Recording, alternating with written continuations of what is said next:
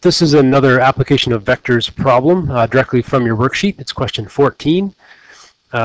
This question is a little bit different in terms of there's no formula that you follow. You have to remember that a vector is always the vector sum of its other kind of components contributing towards it.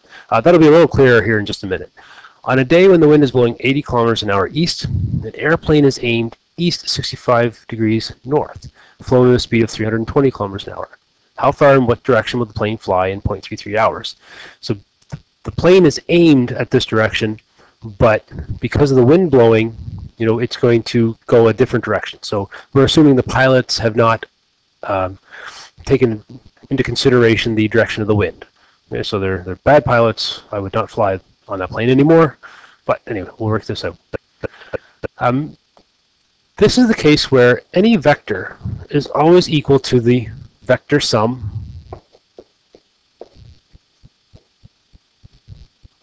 of all of the other kind of like vectors in the problem. So since we're talking about velocity, the resultant velocity of this airplane is the vector sum of the individual velocities.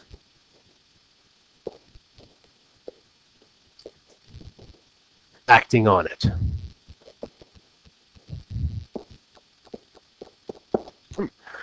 So there's a wind blowing east, the plane's aimed north, and the plane's velocity is from its engines, but it's in the air, and the wind is going to affect that. And so we can see how that's going to happen here with the math. To give you kind of an example of what this looks like, what you might have done grade 11, we've got eastward wind blowing at 80 kilometers an hour, and then the plane itself is kind of aimed this way. Wants to go 320 kilometers an hour. So when in fact all is said and done, the actual velocity of the plane is more like this red line here.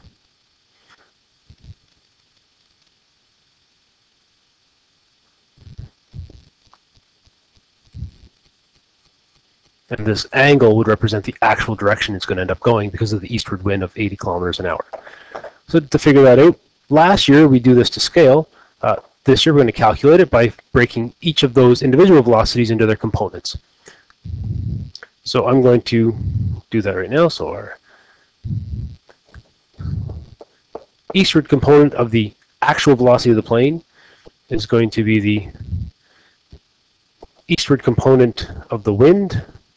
I'll write that out. Added to the eastward component of the plane itself. So since the wind is all 80 kilometers an hour east, add that together. The plane is at an angle. It's 320 cosine of 65. That's going to be its component eastward. Careful with your numbers and your trig. Make sure your calculator's in degrees. Eastward, that plane is going to be affected by effectively going 215 kilometers an hour. We do the exact same thing in the north direction. In the northern direction, the wind is 0. It's blowing due east. Added to that, the northern component of the wind, northern component of the plane, 320 sine 65. Since it's north, it's positive. That works out to be 290 kilometers an hour. So the plane's northern velocity is 290 kilometers an hour. The plane's eastward velocity, because of the wind, is actually 215 kilometers an hour.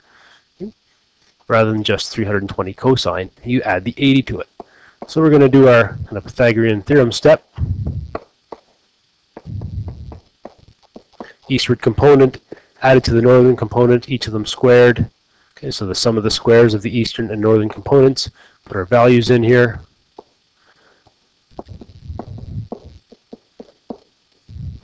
$215, 290, square rooted.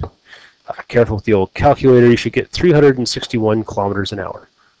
So that's kind of why planes want to fly with the wind. They will effectively go faster, kind of through the air, than their jet engines can provide.